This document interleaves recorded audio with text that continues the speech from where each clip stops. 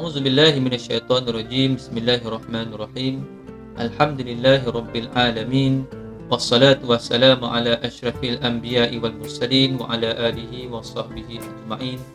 Rabbi shrah li sadri wa yassir li amri wahlul 'uqdatam min lisani yafqahu qawli. Assalamualaikum warahmatullahi wabarakatuh. Sidang penonton yang dirahmati Allah sekalian, alhamdulillah hari ini kita bersiaran melalui channel YouTube Sri Tahfiz Darul Hana Bintulu bersempena dengan Ramadan 1441 Hijrah. Alhamdulillah, setinggi-tinggi kesyukuran juga kita panjatkan kehadirat Allah Subhanahu wa taala yang senantiasa mengurniakan kepada kita berbagai rahmat dan nikmat, yang mana nikmat-nikmat tersebut wajib untuk kita syukuri. Jika kita bersyukur, Allah akan tambahkan lagi nikmat kepada kita. Manakala jika kita kufur, azab Allah itu adalah amat pedih. Alhamdulillah, Ramadan datang lagi. Satu hadiah, satu anugerah, dan juga satu nikmat pemberian Allah Subhanahu wa taala kepada hamba-hambanya yang menginginkan keampunan dan ketakwaan di sisinya. Sedangkan ramai lagi di antara kita yang berhajat kepada Ramadan pada tahun ini, tetapi tidak berkesempatan kerana telah bertemu dengan Allah Subhanahu wa taala. InsyaAllah pada hari ini kita akan berkongsi satu tajuk, iaitu bersedekah.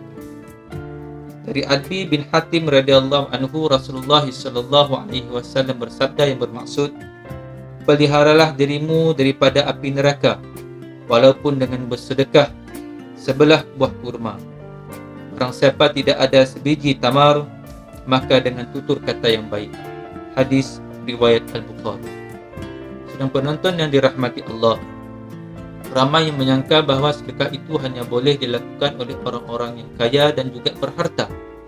Hakikatnya tidak begitu.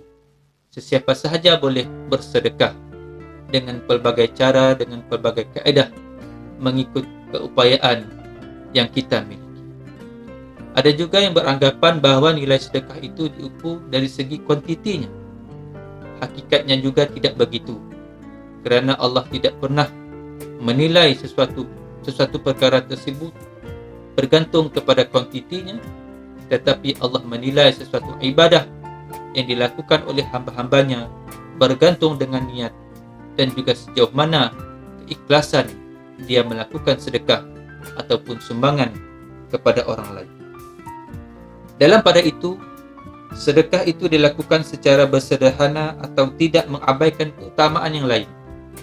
Jangan terlalu gairah bersedekah sehingga ingin menunjukkan ataupun mengisytiharkan seberapa banyak harta yang kita miliki, atau sekadar ingin publicity murahan di media sosial. Sedekah seperti itu tidak akan membawa erti dan tidak memperoleh sebesar-besar ganjaran yang dijanjikan oleh Allah Subhanahu wa taala. Walaupun amalan yang dilakukan di hadapan orang ramai tidak semestinya perbuatan itu riak, tetapi sebaik-baik sedekah dilakukan secara tersembunyi ataupun diam-diam supaya boleh mengelakkan kemungkinan yang berlaku perasaan riak. Begitu juga penerima sedekah juga akan terselamat daripada hinaan orang lain. Sidang penonton yang dirahmati Allah Subhanahu wa taala, semua orang tahu bahawa sedekah besar pahalanya. Malah sedekah boleh menjadikan pendinding daripada api neraka. Malahan Rasulullah SAW menganjurkan kepada hamba-hambanya ataupun umat-umatnya untuk senantiasa bersedekah walaupun dengan sebelah buah tamar.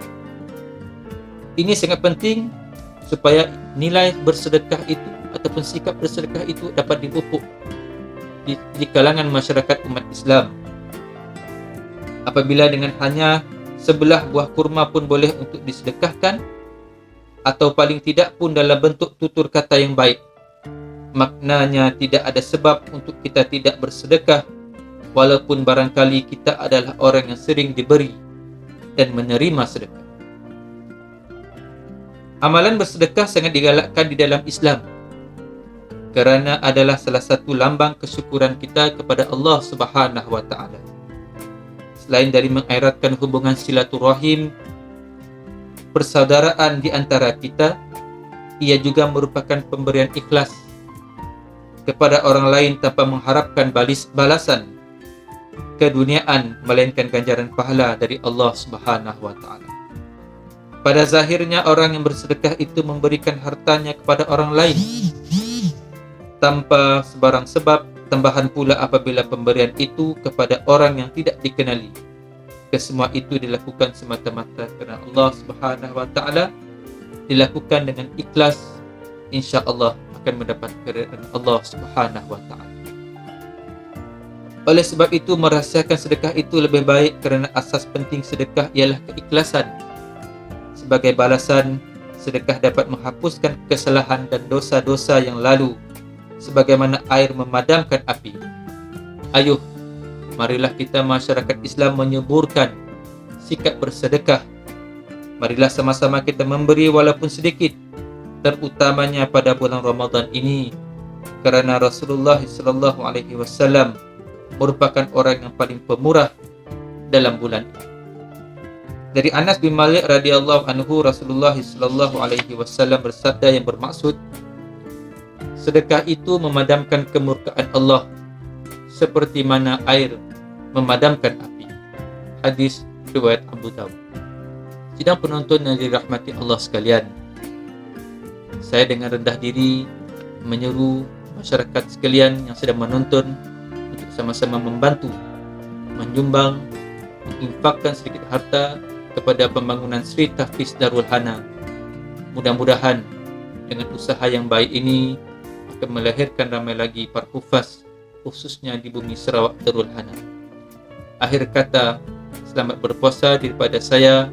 Mudah-mudahan puasa kita pada tahun ini puasa yang lebih baik daripada tahun-tahun sebelumnya, dan semoga amal ibadah yang kita lakukan diterima oleh Allah Subhanahu wa taala. Mohon maaf di atas kesalahan dan juga kesilapan. Semoga ada masa kita berjumpa lagi. Assalamualaikum warahmatullahi wabarakatuh.